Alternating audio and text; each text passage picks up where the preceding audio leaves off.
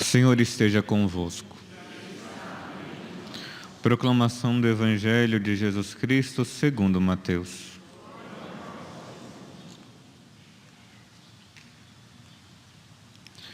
Naquele tempo, Jesus chamou os 12 discípulos e deu-lhes poder de expulsar os espíritos maus e de curar todo tipo de doença e enfermidade.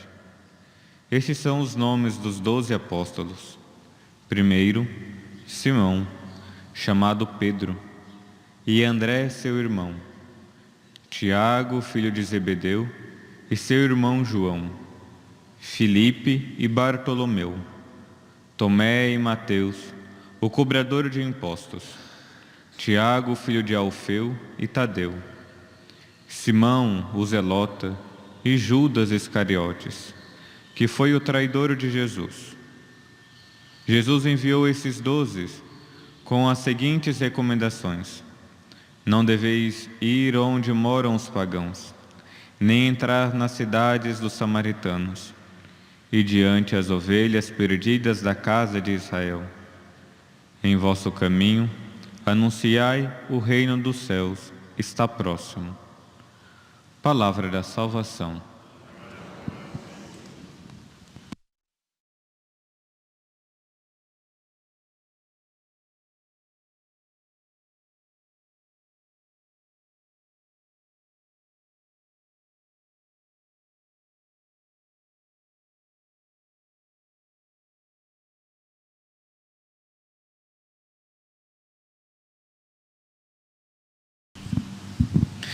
Queridos irmãos e irmãs, celebrando a missa votiva em honra a São José, e hoje, por providência divina, a primeira leitura nos apresenta José, o patriarca do Antigo Testamento. E é tão belo ver que José, o patriarca, ainda não é São José, mas as características desse homem. Nós estamos, só para recordar, nós estamos no ano de São José. E nós precisamos ter São José como nosso pai espiritual. Nós precisamos conhecer quem é São José, né, nesse ano, e começar a ter uma intimidade maior com ele. Creio que a maioria das pessoas tem uma grande admiração e a maioria das pessoas já se consagraram a Nossa Senhora e rezam o terço e pedem a intercessão de Nossa Senhora. Mas nós também precisamos conhecer esse nosso Pai espiritual e começarmos a ter essa intimidade de filho com o Pai, como nós temos com Nossa Senhora. A maioria das pessoas tem essa intimidade com Nossa Senhora. Então nós precisamos ter e pedir a graça de Deus de reconhecer São José como nosso pai e protetor também. Então, hoje, celebrando a missa votiva de São José, a primeira leitura então nos apresenta José do Egito. E convido a todos, aqueles que nunca leram a história de José do Egito, eu convido que leiam, né? Está na Sagrada Escritura, lá no livro de Gênesis. Ele é um dos patriarcas, o último patriarca do livro do Gênesis, né? Ali do capítulo 37 ao capítulo 50. Então, nós precisamos conhecer, mas resumidamente, José, filho de Israel, é um dos filhos mais novos, e ali José tem sonhos, e ali nós vemos uma característica tão importante que nós vamos ver no Novo Testamento, que é o único adjetivo que é colocado para São José. Ele é um homem justo. José o patriarca do Antigo Testamento, tendo os dois sonhos, os seus irmãos ali começam a falar que ele está ficando louco, porque os dois sonhos que ele teve era: vocês vão ficar sobre o meu governo, né? Ali nos primeiros capítulos do patriarca José, vocês vão ficar sobre o meu governo. E por ser o mais novo, quem se colocaria sobre o governo daquele menino? Aqui ele ainda não é o governador de Israel. Ele ainda está, o governador do Egito. Ele é somente um menino de Israel. E os seus irmãos falam: você está ficando louco, eu nunca vou me rebaixar a você. E José, mesmo assim, cala, fica quieto na dele. E o outro, né? Vocês irão precisar se rebaixar diante de mim. E aqui nós vamos ver como aconteceu na vida desse homem. Os dois sonhos era que os irmãos iam precisar dele. Os dois sonhos é que eles precisariam de José, aquele menino. Mas os irmãos falaram: você está ficando louco. E como Israel tinha uma grande afeição pelo filho José, os irmãos começam a ter ciúme de José. E aqui nós vemos que José não tinha feito nada, mas os irmãos começam a ter ciúmes dele. José é vendido pelos irmãos, só para recordarmos, José é vendido pelos irmãos porque um deles queriam matar, tanto que hoje nós escutamos na primeira leitura Rubens falando: eu não falei para vocês não matar ele. E os irmãos estavam achando que José tinha sido morto também. E aqui José, depois de ser vendido, depois de ter ido para o Egito, depois de ter falado, explicado os sonhos, interpretado os sonhos do faraó e ter conseguido conquistar as graças do faraó, José se torna o governador do Egito. E aqueles que tanto caçoaram dele, os seus irmãos, precisou dele, porque no Egito e em todo Israel começou a ter uma grande fome. E José, como governador, ele que detinha, ele que sabia, né, ele que dava de alimento às pessoas. Tanto que na primeira leitura o governador fala: ide a José, eu dei todo o poder a ele que tem o alimento, é a ele que ele governa e ele que tem todo o alimento. Ide a José. E todo o povo do Egito passando fome, ia a José. E Israel, povo de Israel, principalmente os seus irmãos, não foi diferente. E aqui nós vemos que José, sendo justo, patriarca, sendo justo, ele não ficou lembrando ali dos seus irmãos como algo de pirraça, algo de: vocês fizeram isso, agora eu vou me vingar de vocês. Vocês falaram que vocês nunca viriam até mim, então eu vou me vingar de vocês agora. José ele não foi desse jeito. José, desde o Antigo Testamento, sendo um patriarca, apresentou ali o que é a justiça.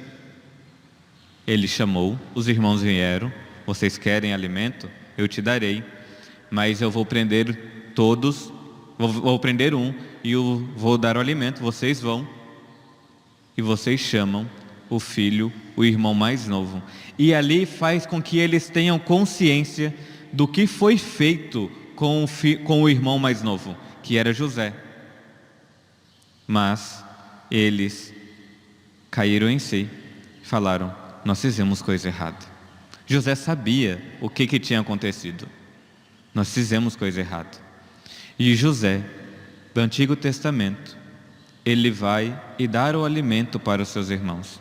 Faz com que os irmãos tenham consciência, e depois aqueles que lerem Gênesis do capítulo 37 ao 50, vai ver toda a narrativa de São José.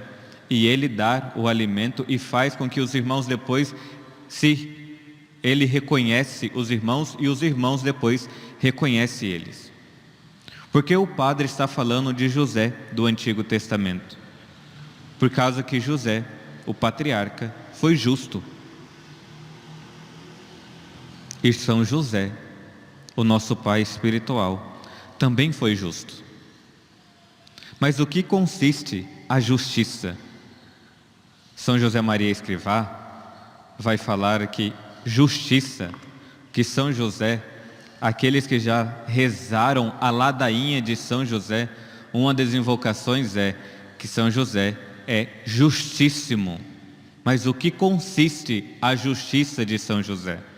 Vai dizer São José Maria Escrivá: São José era um homem especial, era um especial homem, em que Deus confiava para fazer grandes coisas. Ele fez exatamente o que o Senhor queria que ele o fizesse, em cada um dos momentos da sua vida, e por isso que as Sagradas Escrituras o chama de homem justo. Em hebraico, homem justo significa servo bom e fiel, alguém que cumpre a vontade divina, ou que é honrado e caridoso para com o próximo. Portanto, um homem justo é alguém que ama a Deus e prova o seu amor, guardando os seus mandamentos e direcionando toda a sua vida ao serviço dos seus irmãos e semelhantes. São José, ele foi justo porque ele guardou aquilo que Deus tinha de mais valioso. Ele não prendeu para ele aqueles bens tão maravilhosos que nós temos, que é Jesus e Nossa Senhora. Mas essa justiça que São José viveu, cada um de nós é chamado a viver. O primeiro ato de justiça que nós precisamos ter é em relação a Deus. Porque Ele, sendo nosso Criador, nós temos que cumprir a justiça para com Ele. Como diz São José Maria Escrivá, São José, obedecendo os mandamentos, era o homem, cumpria a sua missão e era um homem justo. Cumprindo os mandamentos, nós nos tornamos justos também. Mas não só isso, não é somente cumprir os mandamentos. Quando eu rezo, e aqui creio que todos tomaram uma decisão de oração, né? Creio que a maioria tomou uma decisão de ficar vindo à missa todos os dias de manhã. Não é somente isto, eu preciso dar tempo para Deus. Cumprir a justiça é colocá-lo de fato em primeiro lugar na minha vida. Quando nós comungamos e nós vamos fazer ação de graça, nós paramos e falamos: Senhor, Tu és o centro da minha vida. E deve ser isso não somente durante a missa, deve ser isso não somente após comungar e fazer ação de graça, deve fazer isso durante todo o dia.